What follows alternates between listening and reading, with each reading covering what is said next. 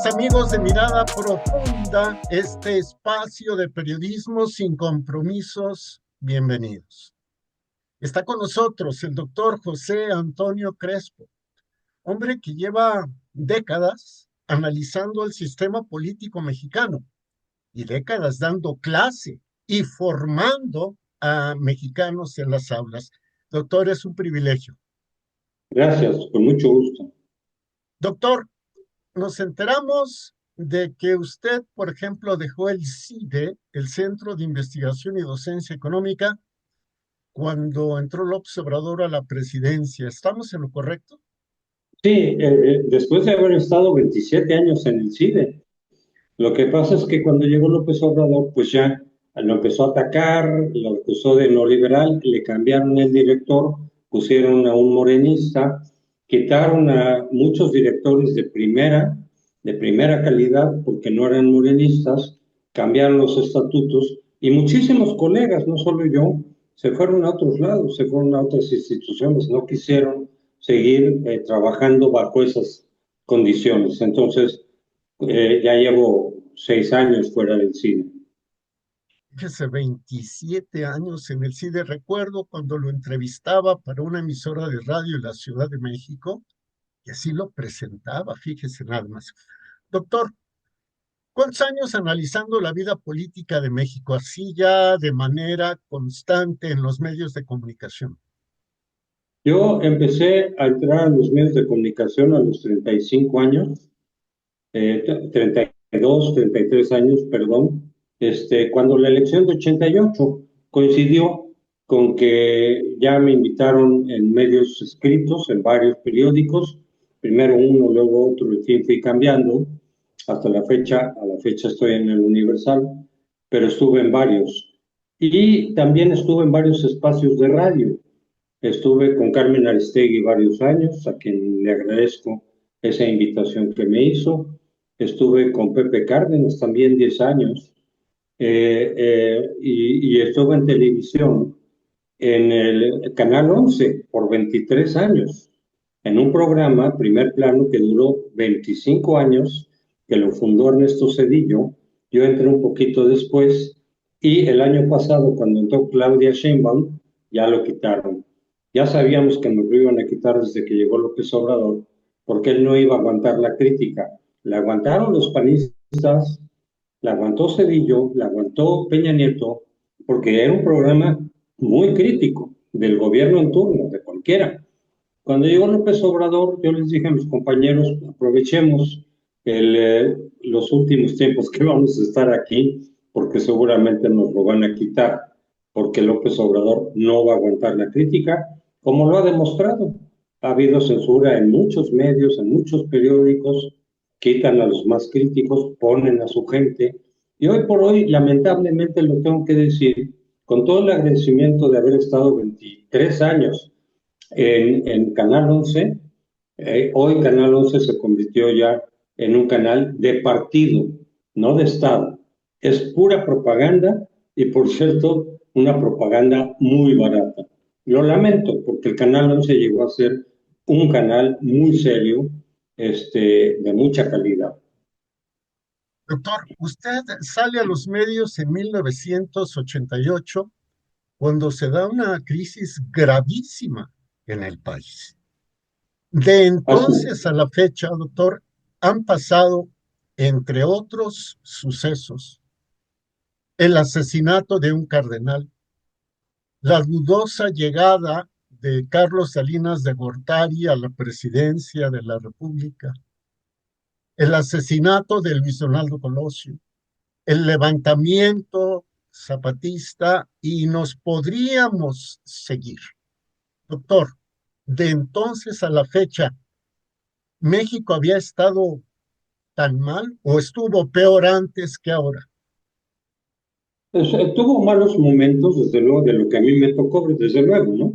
Porque si nos vamos más atrás, pues bueno, la revolución, la guerra cristera, golpes de Estado, bueno, pero de lo que me tocó a mí, ya me tocó el régimen priista, no democrático, pero con cierta estabilidad. El 68 yo lo viví muy joven, eh, eh, Pero el 88 es cuando ya empezó a hacer crisis el régimen, pero ya por desgaste. Primero, por la crisis de 82 económica, que eso ya fue un fuerte desgaste para el régimen, por medidas económicas de Luis Echeverría y de López Portillo, que fueron malas medidas económicas. Pero ahí empezó esa crisis, digamos, ya del fin del régimen priista. Pero los autoritarismos, sobre todo cuando son muy sólidos, no se van de un día para otro o de un año para otro. Tardan en irse. Entonces, fíjense, 82 crisis económica, 86 una fractura interna del PRI muy grave, que es cuando el movimiento democrático de Cuauhtémoc Cárdenas y Porfirio Muñoz Ledo rompen al PRI. Y eso se traduce en la elección del 88, donde muchísima gente votó en contra del PRI. A lo mejor perdió el PRI, no tenemos los datos porque los desaparecieron, pero es probable que el PRI haya perdido desde entonces. E incurrieron en un fraude burdo, monumental, evidente, cualquiera que haya estado en esa época se acuerda.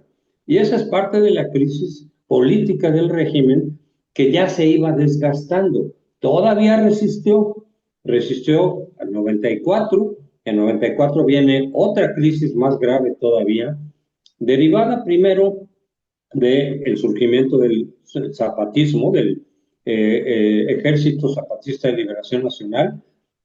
En el año de la sucesión presidencial 94, eso movió todo el tablero, eso empañó la campaña de Colosio, generó conflictos internos dentro del PRI también, básicamente entre Colosio y Camacho, pero también hubo separación o distanciamiento entre Colosio y Salinas, y mucha gente cercana a Salinas.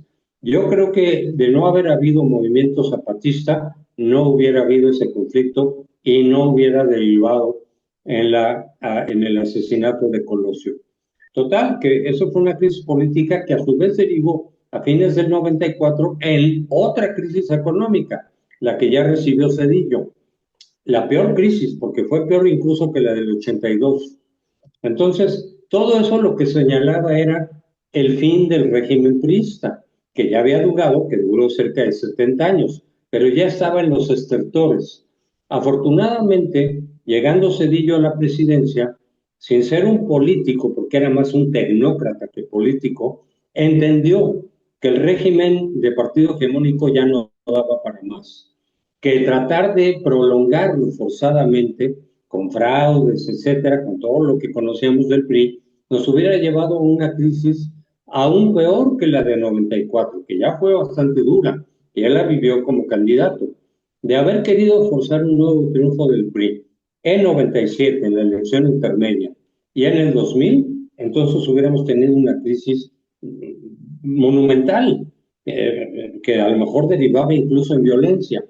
Pero él tuvo la visión de decir, tengo que abrir el sistema democrático para evitar una nueva crisis económica y una nueva crisis política. Y lo logró, porque en el año 2000 ni hubo crisis económica ni crisis política. Todo el mundo, incluso el PRI a regañadientes, pero tuvo que reconocer el triunfo de Vicente Fox, que fue la primera alternancia pacífica que tuvo México en toda su historia.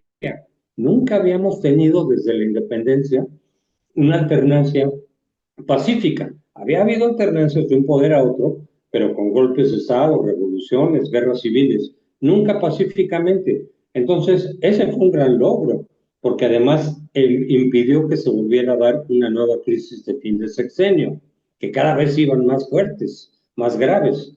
Eso fue el mejor momento de México, el que yo viví, pero en toda la historia, estos últimos 20 años fueron el mejor esfuerzo, el más prolongado, el más profundo de democratizar al país. Había habido otros anteriormente, pero muy efímeros, muy superficiales, se acabaron muy pronto, pero este fue el mejor esfuerzo que hemos tenido para democratizar el país. Desafortunadamente, las democracias siempre tienen una debilidad, que es que por vía democrática puede llegar, y han llegado históricamente muchos demagogos con mucha fuerza, con mucho apoyo de ciudadanos, a los que los demagogos son especialistas en engañar, Y ya desde el poder, el demagogo, aunque haya llegado por vía democrática, empieza a destruir la democracia.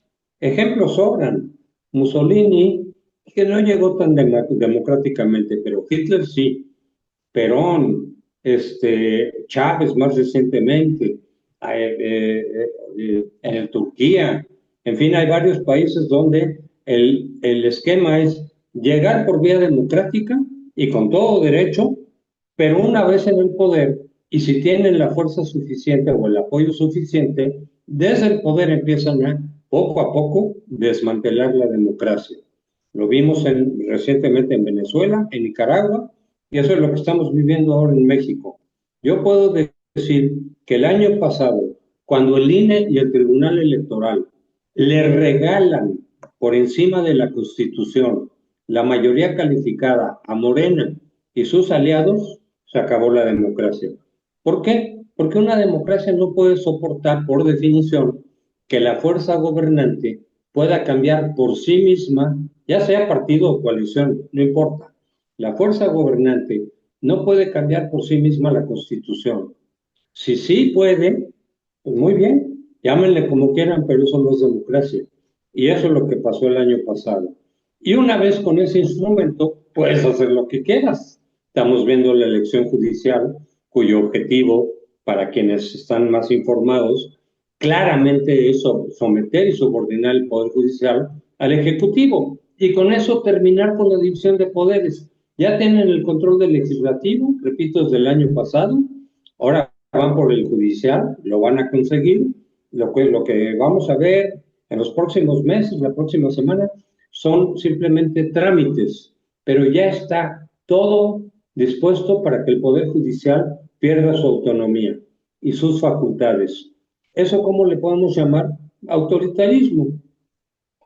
De algún tipo, hay muchos tipos de autoritarismo. No es una dictadura militar, no es la Unión Soviética, no es Cuba, no es Venezuela todavía, porque vamos en ese camino. Yo no dudaría que siguiendo por donde vamos, y todo indica que vamos a seguir por ese camino bolivariano, le llamo yo, por el Foro de Sao Paulo, por el modelo bolivariano de Venezuela, en unos 6, 7, 8, 9, 10 años ya vamos a estar como Venezuela. Ahí sí, ahorita todavía no, pero seguimos por ese camino que conduce a Venezuela, pues algún momento vamos a llegar. Doctor, ¿qué es lo que le falta a este régimen para convertir a México en otra Venezuela? Pues no mucho, ya van por el Poder Judicial, ya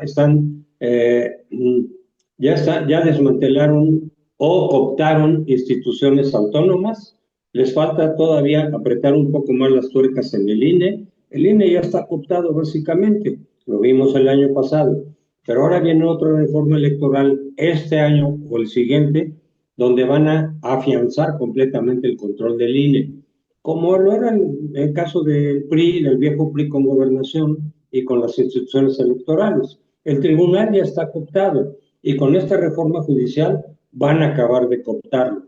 Entonces ya nomás va a ser cosa de tiempo en donde ellos, sabiéndose ya con todos los instrumentos de poder a la mano y manejando la ley como se les dé la gana, simplemente van a ir acelerando, ¿sí? Censura, elecciones ya sin ninguna credibilidad, sin ninguna equidad, de tal manera que va a ser muy difícil quitarlos o casi imposible quitarlos por la vía electoral, como acabamos de ver también el año pasado en Venezuela.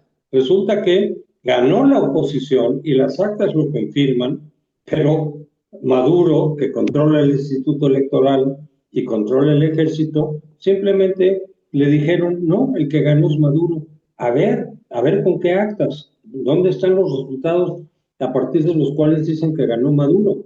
Si las actas oficiales dicen lo contrario, pues no, el instituto dijo, no, yo no tengo actas, no tengo pruebas, no tengo nada, pero declaro como ganador a Maduro. Háganle como quieran.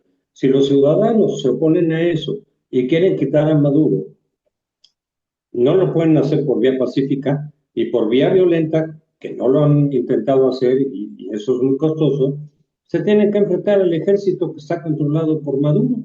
Entonces Maduro dice, yo gané, aunque no haya ganado, pero me declaro ganador, me declara el instituto ganador, háganle como quieran, no lo pueden quitar, ellos no lo pueden quitar, tendría que venir desde afuera.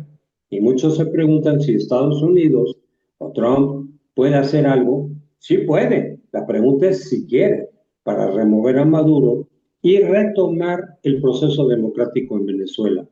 Si Estados Unidos no quiere hacerlo, ahí se va a quedar Maduro muchos años más, probablemente hasta que se muera, igual que Chávez.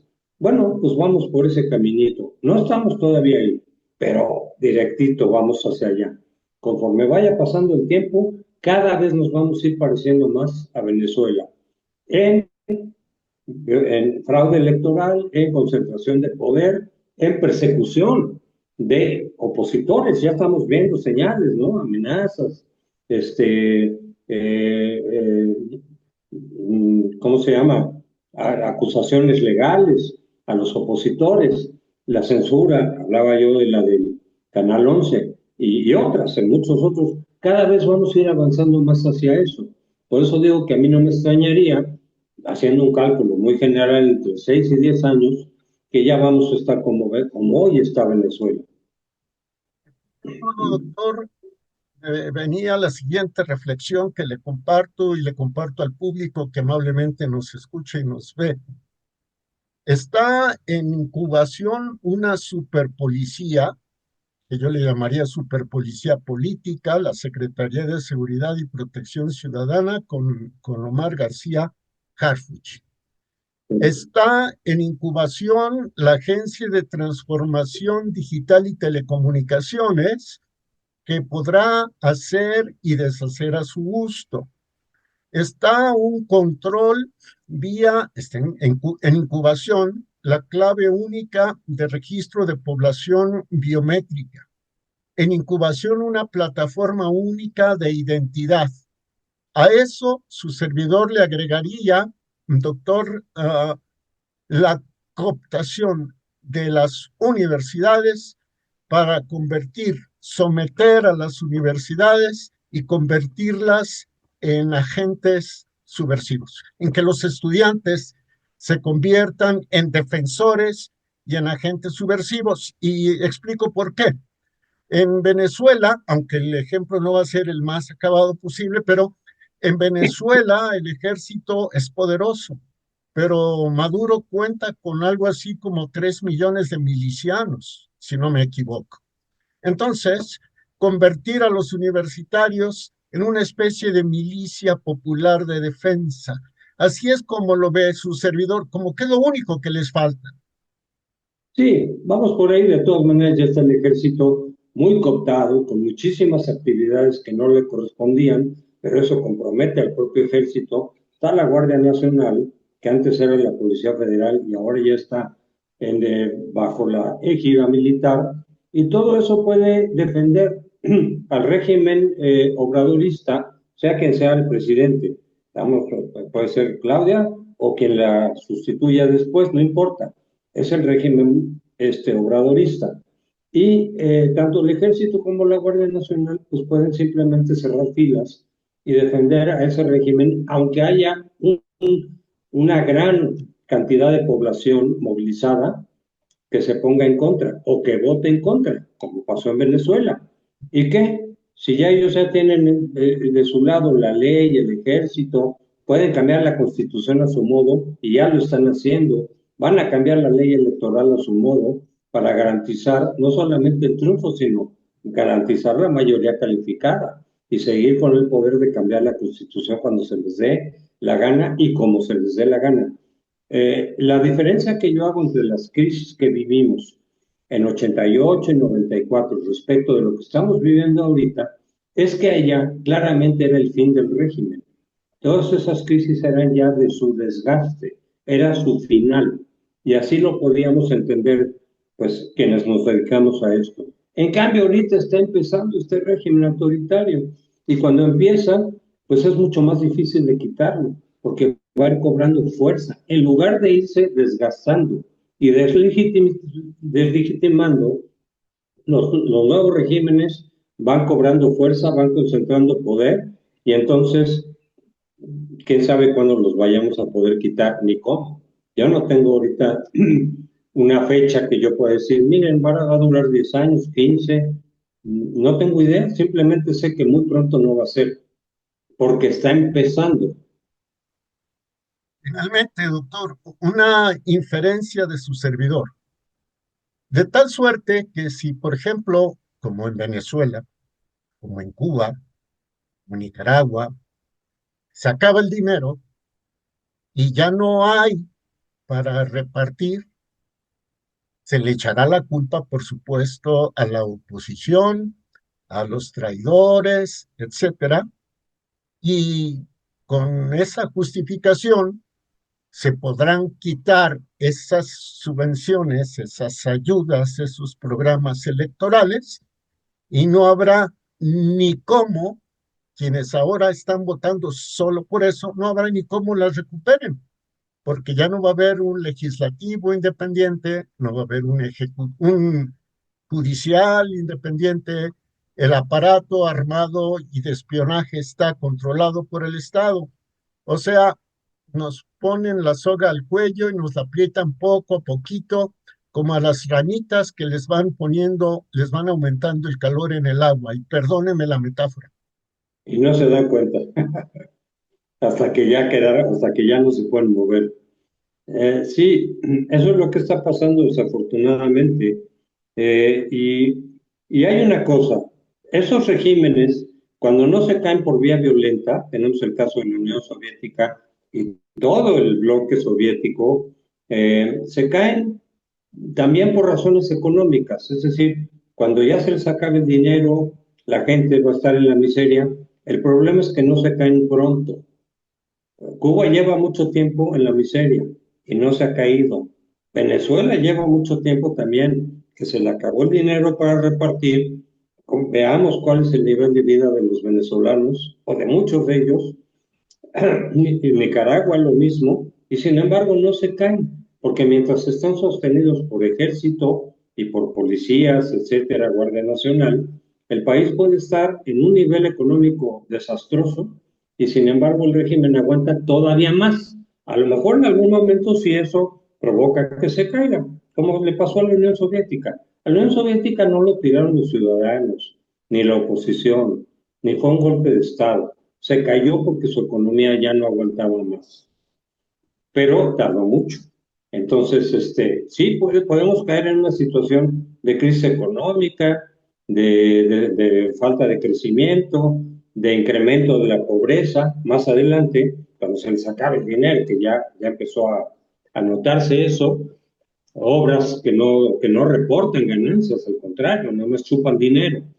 Pero se puede tardar mucho tiempo en esa situación antes de que el régimen caiga. Y eso lo digo porque históricamente lo hemos visto. Me quedo con que es impredecible la caída del obradorismo. Sí, digo, yo puedo decir, va a caer, va a caer. La pregunta es cuándo y cómo. Esas no son fáciles de responder. No tenemos todos los elementos. El propio régimen priista se fue desgastando por crisis económicas también. Ya dije yo, la de 82, la de 94. Sí, pero ¿cuánto tardó? De 82 al 2000 fueron 18 años. O sea, no se caen luego, luego, aunque la economía ya está hecha a pedazos, no se caen luego, luego. Pasa mucho tiempo antes de que caigan.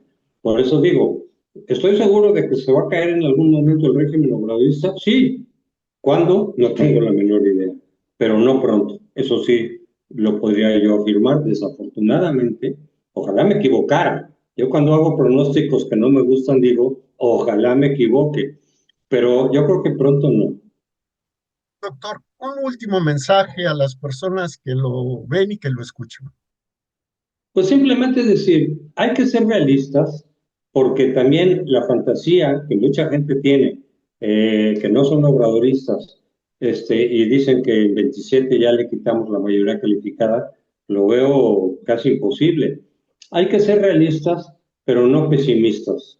Pareciera a veces que una cosa es la otra, ¿no? Es decir, pero se puede ser realista para conocer bien la realidad que estamos viviendo precisamente para elaborar mejores estrategias pero no caer en el pesimismo ni en la rendición. Tenemos que seguir, pues cada quien en su espacio y tratando de organizarlos, lo cual tampoco es nada fácil, para hacer resistencia. Y por ejemplo, en la elección de judicial, pues lo que la mayoría de la gente que no le gusta esta reforma, porque se da cuenta de que no es democrática, pues la mayoría prefiere resistir no yendo para no avalar y para no legitimar una elección que claramente es antidemocrática y cuyo objetivo no es ampliar la democracia, sino al contrario, someter al Poder Judicial. ¿Qué podemos hacer ahí? No ir para que no tenga la legitimidad, por lo menos que tenga menos legitimidad. Que ya se ha visto el acarreo, ya se ha visto cómo Los llevan acordeones, estos acordeones. Doctor, ha sido un placer. Ojalá que pronto tengamos el privilegio de volver a conversar con usted. con mucho gusto, cuando gusten, por supuesto que aquí estaré. Muchas gracias. Ha sido el doctor José Antonio Crespo aquí en Mirada Profunda, este espacio de periodismo sin compromisos. Y como siempre decimos, gracias a usted porque nos ve, nos oye y participa.